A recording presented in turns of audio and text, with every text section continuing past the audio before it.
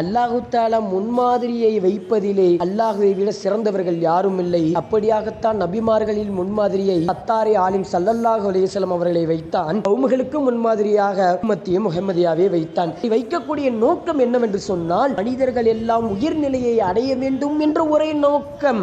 அப்படி அந்த நோக்கத்தை அடைய வேண்டும் என்று சொன்னால், அவன் விருப்பத்திற்கு நாம் மாத்திரமே நடக்குதலாக இருக்குதல் வேண்டும். அவன் விருப்பத்திற்காகவே நம்மை நாம் மாற்றிக்கொள்வதாக இருக்க வேண்டும் என்பதைத்தான் அல்லாஹ் விரும்புகின்றான். அவ்வாறாக அவன் விருப்பத்திற்கேற்ப நாம் இருந்தோம் என்று சொன்னால், ஸல்லல்லாஹு அலைஹி வஸல்லம் அவர்கள் சொல்வார்கள், இன்னமின் இபாதி அல்லாஹ், அல்லாஹு தஆலா சில அடியார்களை வைத்திருக்கின்றான். மல்லவ் அக்ஸம, அவர்கள் கட்டளையிட்டால், அலல்லாஹி, அவர்கள் அல்லாஹ்விற்கே கட்டளையிட்டால், லா அப்ரஹ், அல்லாஹு தஆலா அதை நிறைவேற்றக்கூடியவனாக இருக்கின்றான் என்பதை ஸல்லல்லாஹு அலைஹி வஸல்லம் அவர்கள் சொன்னார்கள். புகாரிலையும் முஸ்லிம் ஷரீஃபிலும் பதிவு செய்யப்பட்டிருக்கின்றது. அல்லாஹ் எப்படி கட்டளையிட்டுகின்றான் என்று சொன்னால், அவர்கள் அல்லாஹ்வினுடைய விருப்பத்திற்கு மட்டுமே செய்தார்கள், மட்டுமே வாழ்ந்தார்கள். காரணத்தினால் அல்லாஹு தஆலா இவ்வளவு பெரிய அந்தஸ்தையும் பாக்கியத்தையும் தருகின்றார். இது மட்டுமல்ல, அவர்கள் தான் அல்லாஹ்வினுடைய பொருத்தத்தை பெற்றவர்களாக, அல்லாஹ்வினுடைய எல்லா இராத்துகளையும் பரகாத்துகளையும் பெற்றவர்களாக இருக்கின்றார்கள். ஆகவே நம் வாழ்நாளிலே அல்லாஹ்வினுடைய விருப்பத்திற்கு ஏற்பவர்களாக வாழக்கூடிய நசீபையும் ஒவ்வொரு முஸ்லிம்களுக்கும் அல்லாஹு தஆலா தௌஃபீக் செய்வானாக.